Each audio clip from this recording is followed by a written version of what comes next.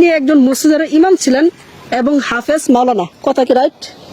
আমি হাফেজ না মাওলানা। হ্যাঁ, শুনলাম এই চুদির ভাই নাকি আলেম থেকে জালেম হয়ে গেছে, চুলে বলে কালার করে পুরো টিকটকার বনে গেছে। যখন কোনো ইসলামিক বক্তা ইসলামিক আলোচনা করে, ইসলামিক দিক নির্দেশনা দেয়, তাদের কথাগুলো শুনে কলিজা পুরো ঠান্ডা হয়ে যায়। কিন্তু যখনই আবার শুনি সেই বক্তা চুলে বলে কালার করে পুরো টিকটকার হয়ে গেছে, তখন তাদেরকে মন খুলে আদর সহিত সম্মান সহিত গালি দিতে মন চায়। লাইকাস বকাচ্চোদা। তিনি সাইমা আক্তারের জন্য তিনি চুল কালার করছে। আজকে দেখেন কি অবস্থা, একজন হাফেজ মাওলানা। কোনো সাইমা ঠাইমা না রে ভাই, আমরা খাই না সুজি। সবই যে ভাইরাল হওয়ার দান্দা, সেইটা আমরা ভালো করেই বুঝি। চুল কালার করছেন কেন ভাই মন চাইছে এই জন্য করছি। হ্যাঁ, ঠিক আছে। কিছুদিন আগে বিয়েক শিবন নামক এক চুদির ভাই হাফেজ থেকে টিকটকার হয়েছিল, চুলে ওয়ালে ঘোড়ার মতন কালার করছিল। ঠিক তেমনিভাবে এই চুদির ভাইটাও হাফেজ শিপনের মতন ভাইরাল হওয়ার ধান্দায় ঘুরতেছে, তাও আবার এই বিয়েক শিপনের সাথে পরিকল্পনা করে। কি কিছুই বুঝতে পারতেছেন না, তাই না? আমি আপনাদেরকে খুব সুন্দরভাবে বোঝাই বলবো। শুধু একটা রিকোয়েস্ট থাকবে, এই ভিডিওটা শেষ পর্যন্ত দেখবেন, তাইলে আপনি পাই টু পাই একেবারে হিসাব বরাবর ক্লিয়ারলি বুঝতে পারবেন কেন এই পাগলা চোদাটা আলেম থেকে জালেম হয়েছে, একজন মসজিদের ইমাম থেকে চুলে কালার করে টিকটকার বনে গেছে। শিবন কি অবস্থা? আপনার কি ভাইরাল হইতে পারবো না নাকি? ভাইরাল হবেন আর বাপ সহ হবেন। কথা হচ্ছে আপনি চুল কবে কালার করবেন এটা আগে ঠিক করেন। হ্যাঁ, আপনি আগে চুল খালি লাল করা লাগবে, পরেরটা পরে দেখা যাবো না, বুঝছেন নি? আগে চুলটা কালার করে, আগে ইন্টারভিউ নেই, আগে ইন্টারভিউ লাগবে আগে। এই যে চৌধুরী ভাই বিয়েক শিবনের কাছে জানতে চাচ্ছে সে কিভাবে ভাইরাল হতে পারবে। বিয়েক শিবন তাকে পরামর্শ দিচ্ছে যে ভাইরাল হতে গেলে প্রথমে তোমার টুপি পাঞ্জাবি খুলতে হবে, তারপর চুলে বালে এমন একটা কালার করতে হবে যাতে দূর থেকে দেখে তোমাকে মানুষ না ভেড়া অথবা ঘোড়া মনে হয়। আর হ্যাঁ ভাই, তারা সাকসেস হয়েছে, তারা ভাইরাল হয়েছে, আর তাদের ভিডিওর কমেন্ট বক্সে মানুষ উল্টাপাল্টা গালি দিচ্ছে। কিন্তু তোমরা যে এই এদের ভিডিওতে উল্টাপাল্টা গালি দিচ্ছ, তাতে ভাই কিন্তু এদেরই লাভ, কারণ এরা হচ্ছে পূর্বে পরিকল্পনা করে ভাইরাল হওয়ার চেষ্টা করছে। আর এই যে চুদির ভাইকে ভাইরাল হওয়ার উস্কানি দিচ্ছে বিয়েক শিপন। বিয়েক শিপনের পরামর্শেই এই চুদির ভাই তার চুলে বালে কালার করছে, ভেড়ার মতন একটা ভাইবস ধরছে।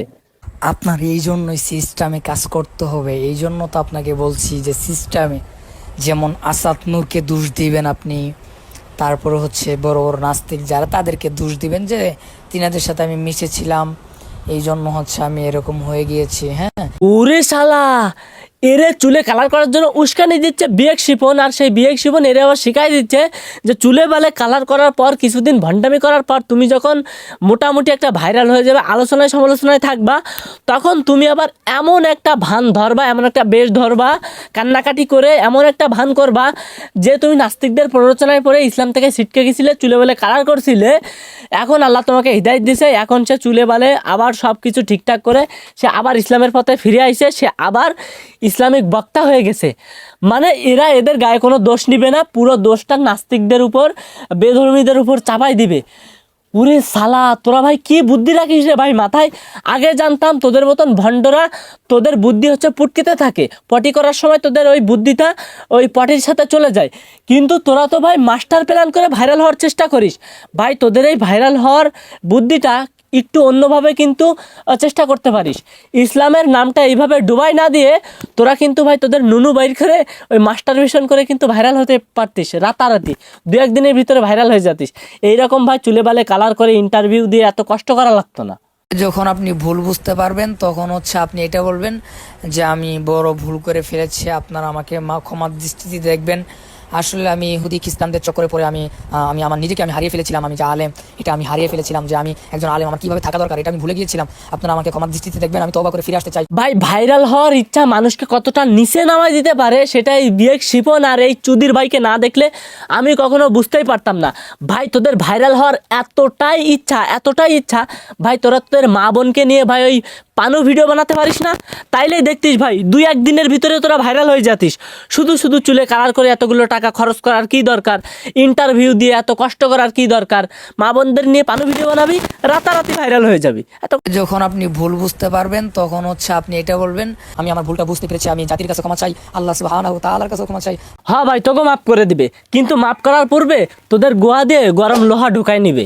ইসলামের অনেক ক্ষতি করছি ভাই, আপনারা আমারে মাফ করে দিন। অসম্মান করা যাবে না ভাই তোর কান্না দেখে ভাই আমি খুব ইমোশনাল হয়ে পড়েছি।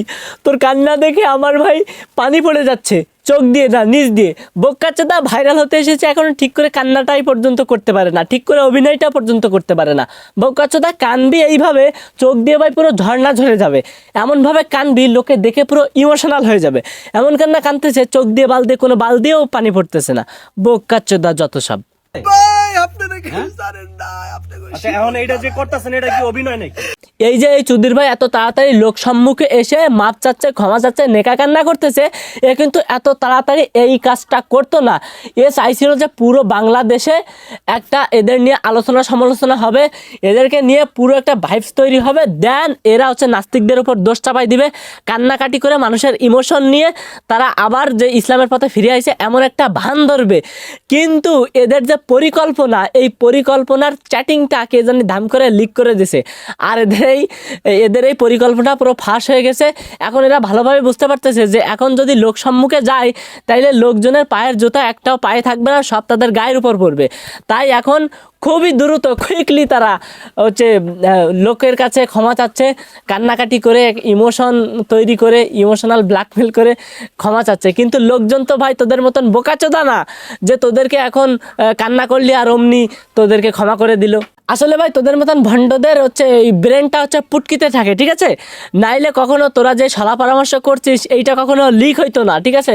তোরা যেভাবে পরিকল্পনা করছিলিস ওইভাবেই ভাই হইতো, কিন্তু তোদের ব্রেন ভাই পুটকিতে ওই পটি করার সময় তোদের এই ব্রেনটা ওই পটির সাথে ভাই চলে গেছে, ঠিক আছে? কিচ্ছু করার নেই, তোরা ভাই ওই ব্রেন ছাড়া বেঁচে থাক চিরকাল, ছিঁড়ে খাইস ভেড়ার বাল। খোদা হাফেজ, টাটা, গুড বাই।